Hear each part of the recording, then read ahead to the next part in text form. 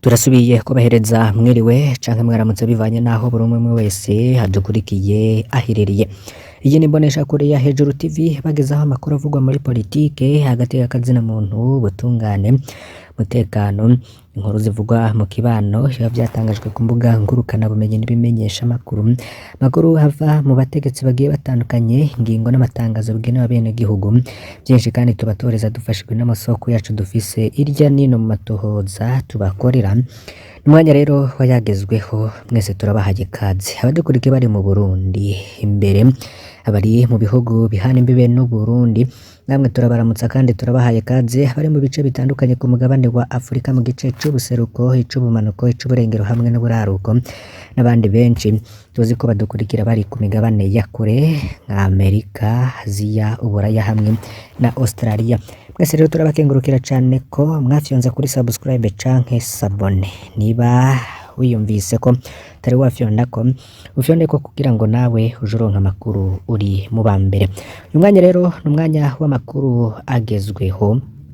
Ingingo ya mbere tuza kubabwira ko indwi zibiri ziraheze Daniel Girase Ndabirabe ataboneka mu bikorwa by'inama nshingamateka.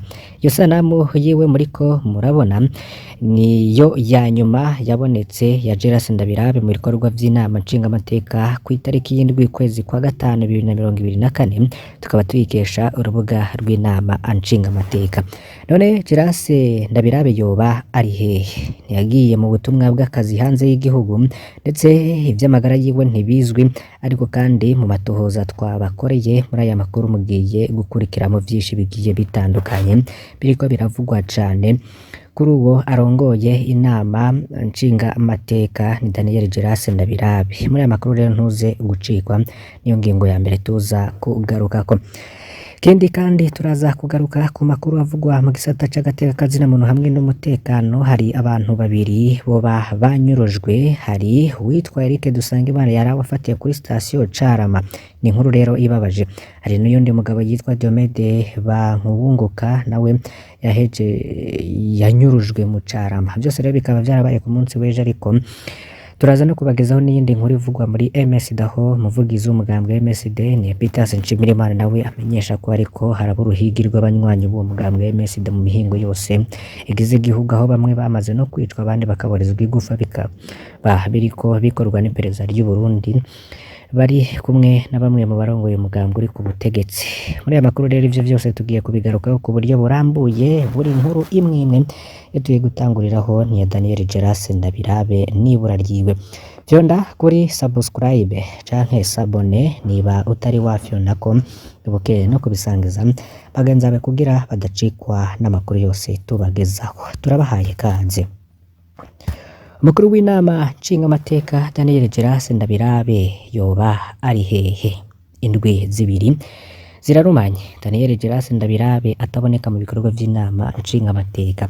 Ku mbuga zose z'inama nshingamateka Girase Ndabirabe yabonetse irya nyuma ku igenekezo ry'indwi kwezi kwa gatanu 2024, arongoye inama ya bose canke plénière kuva ku igenekezo rya 10 kwezi kwa gatanu 2024. Ibikorwa by'inama ya bose birongorwa n'icegera c'umukuru w'inama nshingamateka, umushingamateka Sabine Ntakarutimana. Abashingamateka rero babajijwe bavuga ko nabo nyene batangaye babonye ibikorwa birongowe na Honorable Sabine Ntakarutimana. Bamwe bavuga ko Daniel Girase Ndabirabe yoba amaze indwi zibiri ari mu Burusiya mu rugendo rw'ibanga.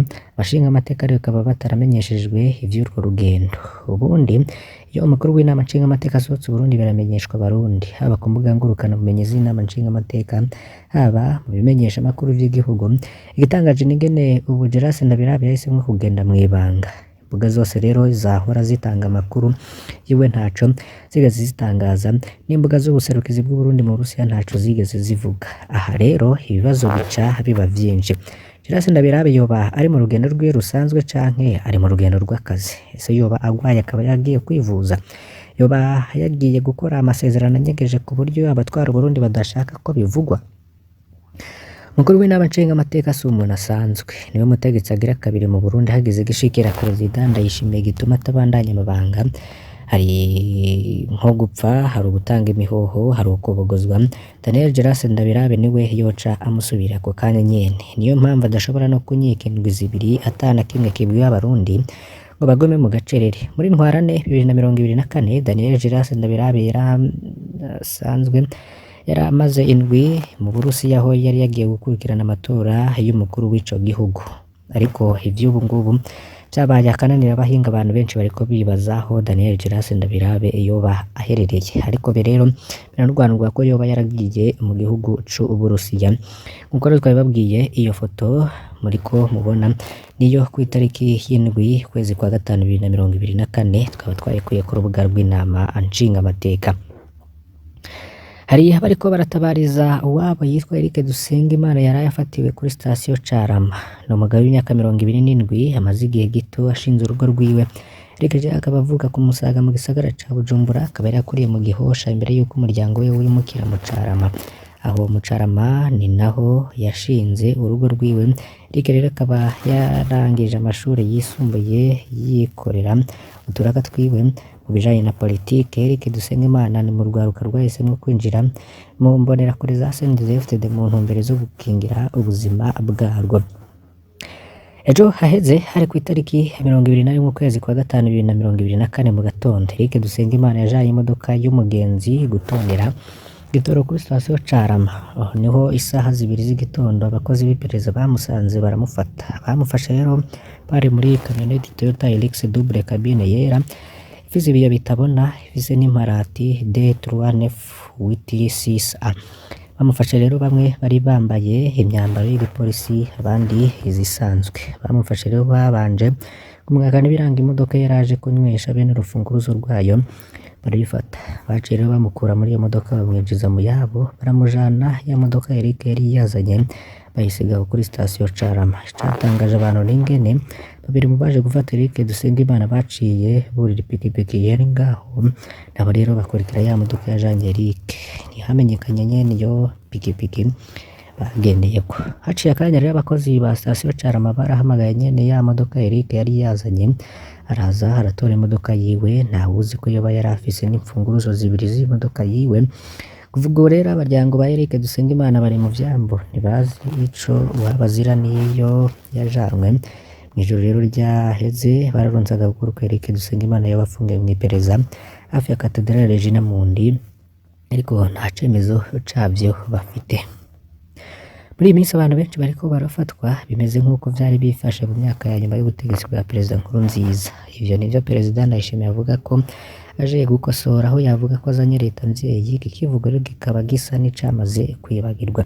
Abantu rero bikezwe ko ivyaha birasanzwe ko bakurikiranwa, kitari ciza n'uburyo bafatwamwo nk'abanyurujwe. Amategeko akaba avuga uko abantu bafatwa ntakurikizwa, ari navyo rero bivamwo ko bamwe baca babugwa irengero. Subo gusa kandi ahubwo hari n'uyundi mugabo yitwa Diomede Bankunguka, nawe yanyurujwe mu Carama. Ku munsi w'ejo rero saa 5:45 z'ijoro, umuryango wa Diomede Bankunguka bo mu Carama muri aruko bw'isagara ca Bujumbura wumvisha abantu badodora n'inguvu nyinshi. Bagiye kuraba basanga abapolisi bamaze gusimba urusitiro, bageze mu rugo. Polisi bari bambaye impuzu z'igipolisi kigendanira inzego, barongowe n'umugabo mugufi avyibushe yambaye impuzu za siporo benshi bita training. Bano bapolisi rero bategetse inarugo kuryama hasi yubitse inda, arabankira nabo baca bihutira kwinjira mu nzu bafoye inkoho. Mu kanya gato rero basatse inzu, basanze Serugo mu cumba iyo yari aryamye, bamukurayo bagenda bamujanye. Abapolisi rero bongeye bagenda batwaye amatelefoni yose batuye muri iyo nzu kugira abaryango ba Diomede Bankunguka ntibatabaze. Umuryango rero babajije iyo abapolisi bajanye Serugo, bishuwe ngo muraja kubariza mw'iperereza. Abo baryango rero babajije impamvu bafatwa ayo masaha, nta nyishu bahawe. Begereye uwo muryango rero bakavuga ko kuva ku murongo abapolisi bari bagumye banyuragiranwa muri iyo quartier, bakaboneka baguma bahamagara ku matelefone. Diomede Bankunguka rero bakaba baramutwaye mu modoka kamyonete double cabine yera ifise ibiyo bitabona. Diomede Bankunguka ni umuntu yikorera ivyiwe, kora cane mu vyo gutanga amatafari yo kubaka amazu, naboneka cane mu vya politike. ariko arazwi nk'umunywanyi wa CNDD-FDD. Guhagarika umuntu isaha 6 z'ijoro biratera n'amakenga muri kino gihe byo kunyuruza abantu byasubiriye kwimonogoza. Hakaba hasabwa ko ubuzima bwa Diomede Bankunguka bwokingirwa nimba ari ico yagirizwa jana imbere y'ubutungane yisigure. Uwiketswe ko ashobora kuba yarongoye ico gitero ku rugo rwa Diomede Bankunguka Elifazi Nyunga barongoye iperereza mu gisagara ca Bujumbura. Inkuru rero tangajwe na Pacifique Ninahazwe mw'ijoro ryakeye.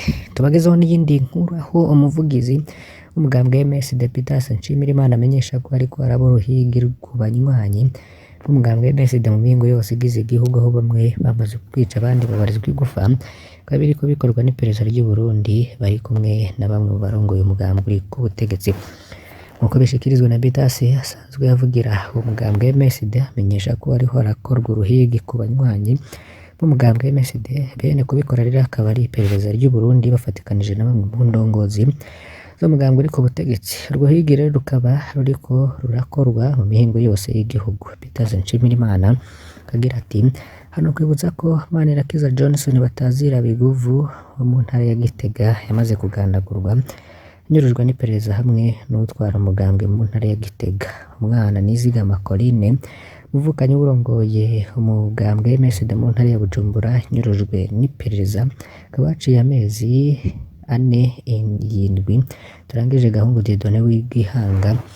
Ubu ni ikimuga kubwo amahiri yakubiswe rero yafashwe ararekurwa Nyanza Lake, naho umukuru w'umugambwe MSD Firmine Nzeyimana hamwe n'abandi banywanyi b'umugambwe MSD Oscar na Munezero biriwe rero barahirwa Buhongo n'abakozi b'iperereza. Firmine na Oscar rero bakaba babatwaye babicaye ko umugambwe MSD rero bakaba biyamiriza ubwo bwicanyi hamwe no guhiga Buhongo abanywanyi b'umugambwe MSD buri kubakorwa n'iperereza ry'u Burundi. Peter Nshimirimana rero avugira uwo mugambwe akagira ati mu mugambwe MSD turiyamirije iryo nyangwa ry'agateka kazina muntu n'itotezwa ririko ryakorerwa abanywanyi bacu hirya no hino mu gihugu. Leta rero yaraburabuje umugambwe MSD, arabuza umugambwe MSD gukorera mu Burundi, irangaza indongozi z'umugambwe MSD kuva ku mukuru w'umugambwe Alexis Nduhije gushika kuri ba Nyumba Kumi, tutibagiye banyurujwe n'abishe bose.